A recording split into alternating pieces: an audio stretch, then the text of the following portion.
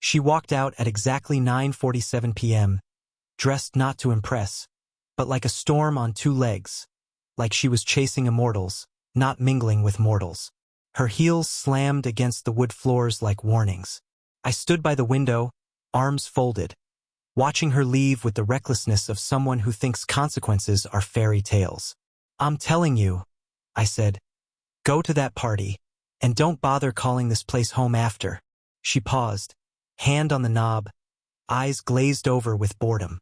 "And who the hell are you to command me?" She smirked, slicing the air with her contempt. "I'm not yours. I'm me, and I'll do whatever the hell I want." She called it freedom like it was strength. But strength without vision is a spark in a windstorm. And then she was gone. We met when she was still raw, still real, before the extensions, the fake smiles, and the crowd she collected like accessories. Her laughter back then came from somewhere honest. Her apologies too. I wasn't flawless, but I showed up, gave her stillness, the kind she said she craved. A safe space, not a courtroom. We had our little rituals. Midnight coffees, Sunday drives to nowhere. There was love, deep, gritty, stubborn love. The kind that breaks you open. But love like that asks for exposure, and she grew afraid of being seen. So she started performing, not for me but for strangers, for followers, for fleeting validation.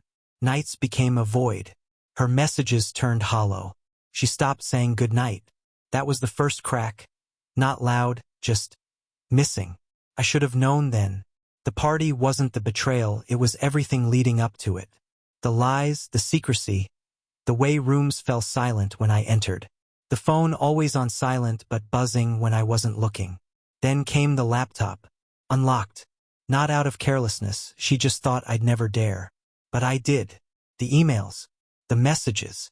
The voice clip of her whispering things I was never meant to hear. "He's dull but dependable. I need that until I don't." I read it. Then I read it again. And I didn't rage. I planned. Step 1. Gather evidence. I cloned her phone using a script I knew from my old IT days. Saved everything: texts, pictures, audio clips. A blueprint of every deception. Step 2. Lay the groundwork. I acted normal, the loving husband. But quietly, I closed our joint accounts. Opened new ones in my name. Consulted a lawyer. Learned what counted in court: digital cheating, financial trails, documented betrayal. Step 3. Wait. She handed me the perfect excuse with that party. She didn't just go. She announced her absence. Dared me to care. I didn't attend. I didn't need to. While she laughed in someone else's arms, I had a locksmith changing every lock. Her belongings? Packed. Donated. That mattered. I didn't want a trace of her left. Her key? Useless. Code? Disabled. Cameras? Dated. She showed up at 3:17 a.m., ruined mascara, shaking hands. Tried calling. Nothing came through. She was blocked. I watched from the upstairs window. She screamed, wept, begged. I turned off the light and went to bed. Next day, she stormed into my work parking lot. "Are you insane?" she hissed. "You can't do this." I looked at her like a memory I'd outgrown. "You already did."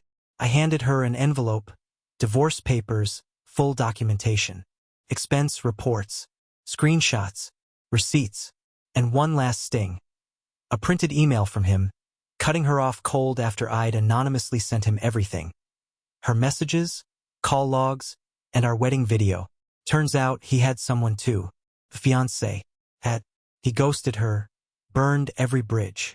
That moment, the betrayal turning back on her, that was my closure. She tried to spin it, cried abuse, but I had evidence. Her lawyer put up a fight. Mine was better, clinical, precise.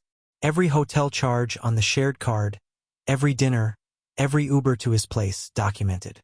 She left the marriage with nothing. Not a cent. Not a keepsake. Not the name she once wore like armor. She messaged me once more.